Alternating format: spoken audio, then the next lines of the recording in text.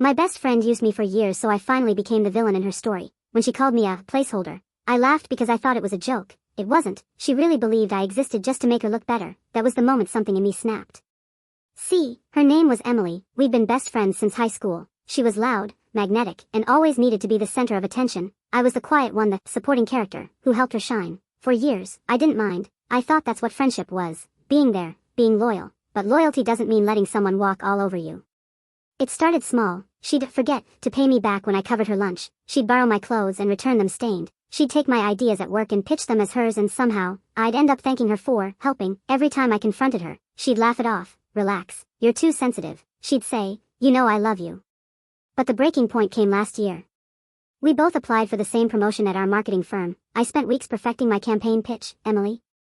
She spent those weeks asking me to help her polish hers. Being the idiot I was, I did. I gave her my research, my layout, even my tagline, the power of authenticity. When the presentation day came, she stood on that stage and used my entire pitch word for word, the same slides, the same tagline, even the same closing line, because real connections are built on truth. I sat in the audience frozen, watching everyone clap. My boss called her a genius. I wanted to disappear. Later that night, she hugged me like nothing happened and said, "Don't be mad, you're better behind the scenes anyway." That's when I realized she didn't just use me. She believed I existed to serve her. So I stopped being the good friend. For weeks, I stayed quiet. I congratulated her, supported her new role, and pretended everything was fine. But I started collecting emails, drafts, and timestamps of every idea she'd ever stolen. Screenshots of messages where she begged me for help, recordings of her mocking our coworkers. I didn't plan revenge immediately. I waited because villains know the value of timing.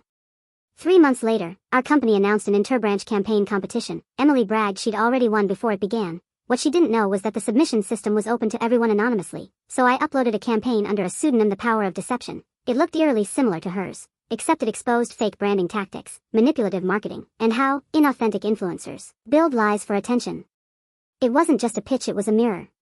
When the higher-ups saw both submissions side by side, they noticed something. Her original idea looked suspiciously recycled. HR launched an investigation. Within a week, everything unraveled. My screenshots, my drafts, and the timestamps told the truth. Emily didn't just lose her promotion, she lost her job. She called me crying, saying, "You ruined me." And maybe she was right, but I reminded her of something she once told me, "You're better behind the scenes." I smiled and said, "That's where all the real power is." Then I hung up. People called what I did cruel. Some said I went too far. But after years of being used, I finally stopped letting people write me as the background character in their story. I wasn't her victim anymore. I wasn't her sidekick.